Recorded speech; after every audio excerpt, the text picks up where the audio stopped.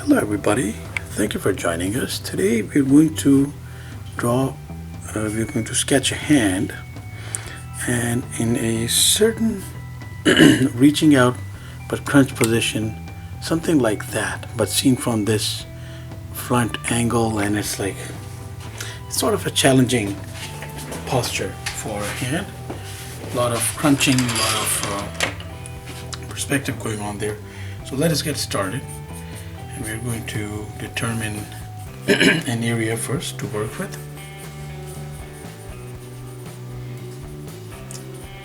So easy way is that we put down a bell shape, and the knuckle set of course will travel along this arc.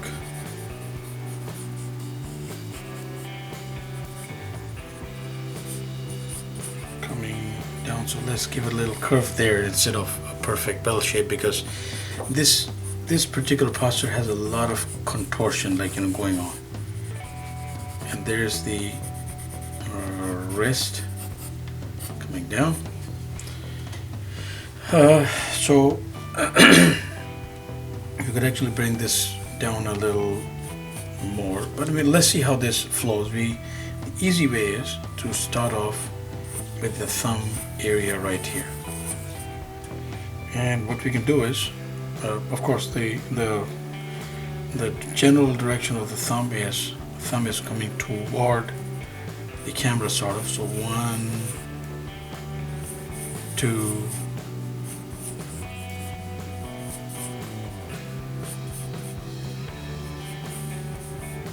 sort of a capsule.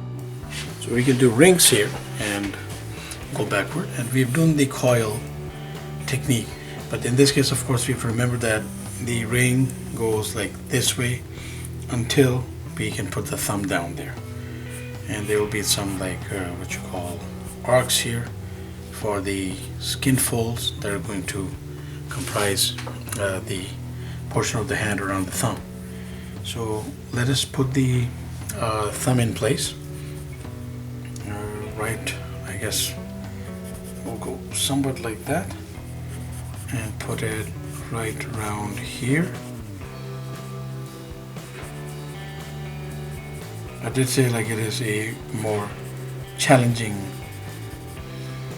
perspective to tap into, so thumb going slightly like that way, very ever slightly like that way, and the features of course converging in the same way. So there's some thumb lines there, there's the hefty head of the thumb, and there's a nail to round it off, sort of. And of course it all depends on how chunky the thumb is, or how thin it is, how frail it is, and it will all vary eventually when put down on the paper. And then we go into the top of the other portion of the hand.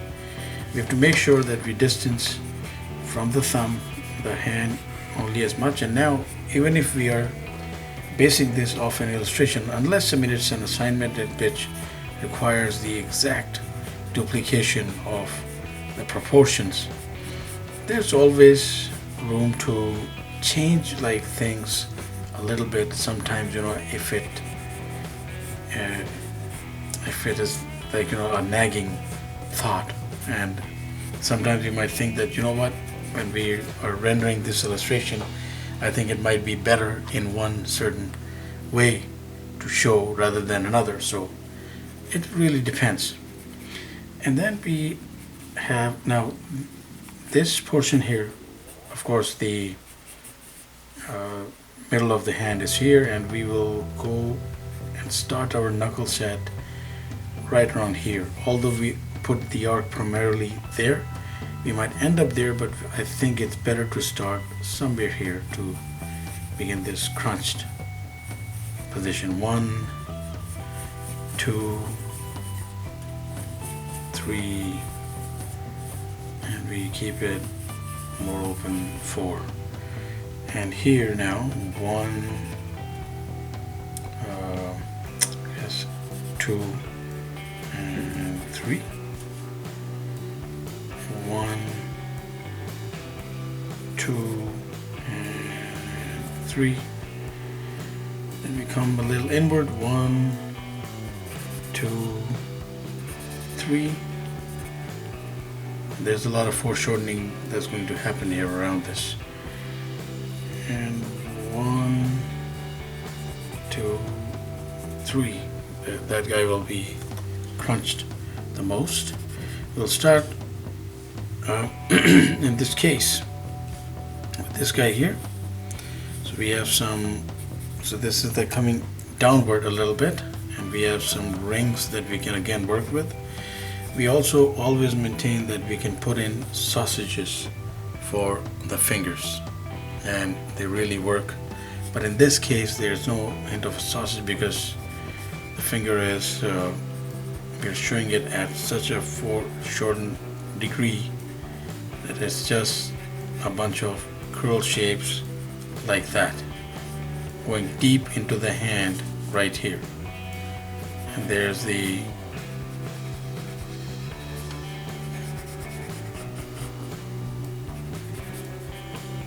curled up skin to show.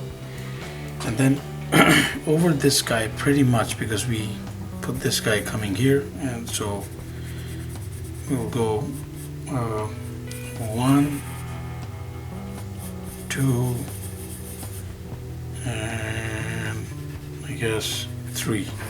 So we managed to put some sausages, let's call them crudely, there. So 1,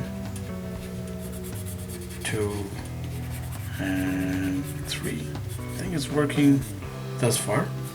We have the fingernail right there, and we'll erase some portions. We're going to highlight some of these portions with the pen to make this appear a little better. Then we have the middle finger, 1, 2, and 3.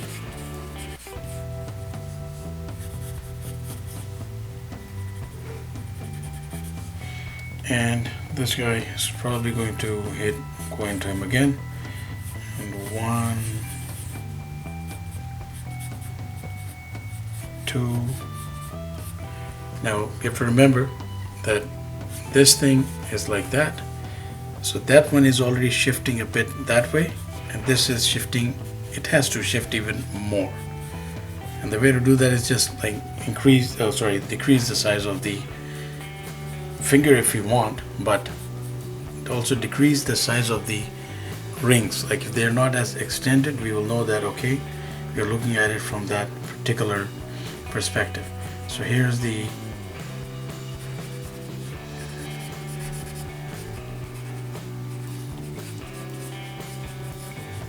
finger converging.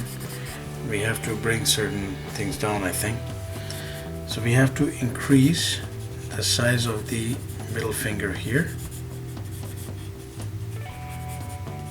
to balance this out a little more. And this one I think is okay as is, except that we have to go that way. So that is a little flatter on the top and come back down. Put in a nice chunky curve here, nice chunky curve here. Have the skin converging like that.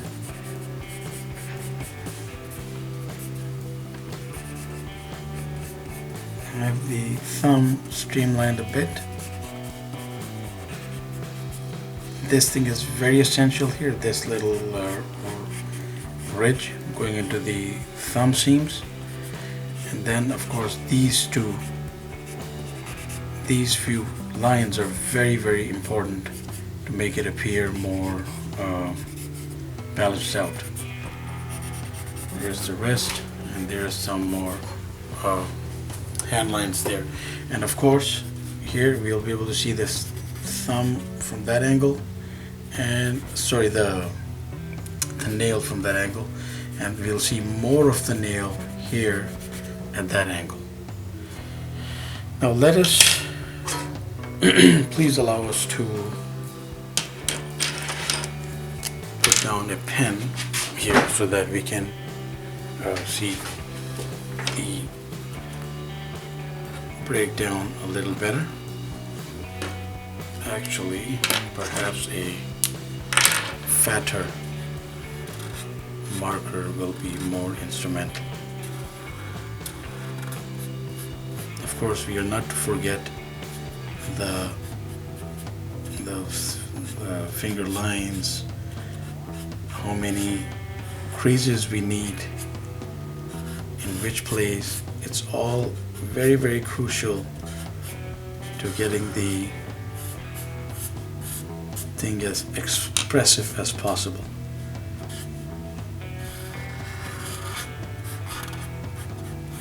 Some finger lines there, and that vanishes behind the index finger, goes right in there. Skin folds, and we have the index finger lines.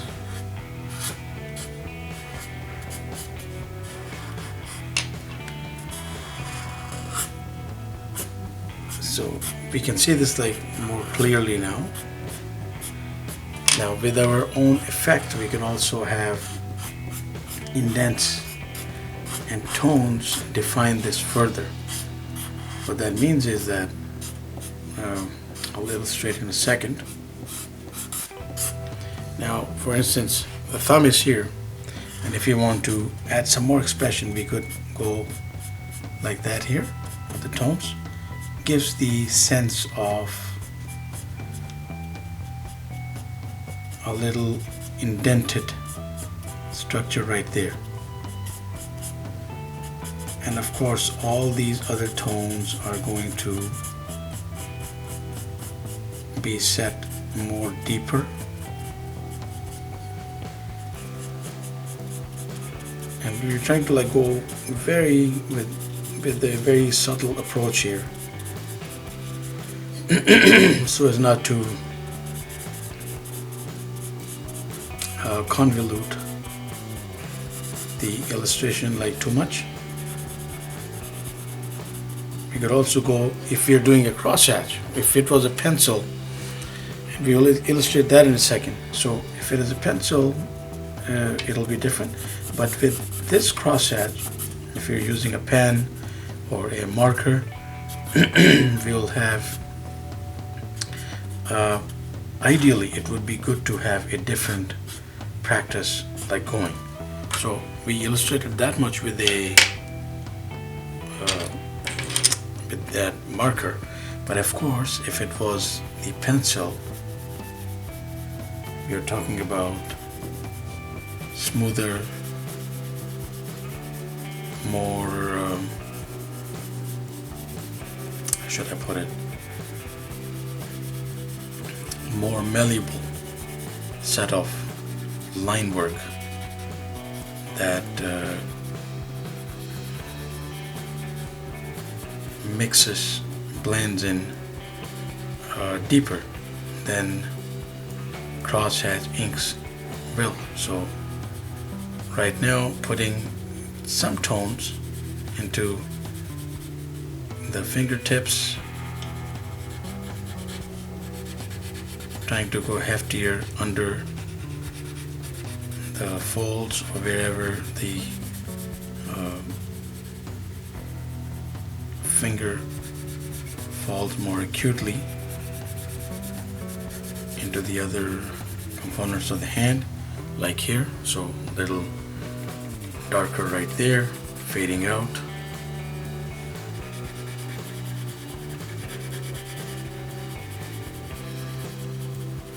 But I think that most instrumental will be here. So if we have to illustrate a tone going, I think from that particular angle, so light coming from above, of course, if we did not mention that.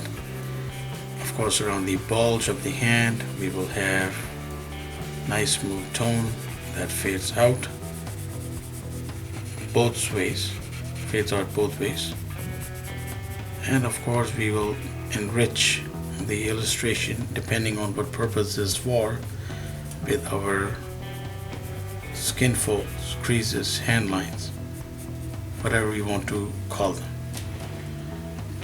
And it will comprise a slightly richer illustration.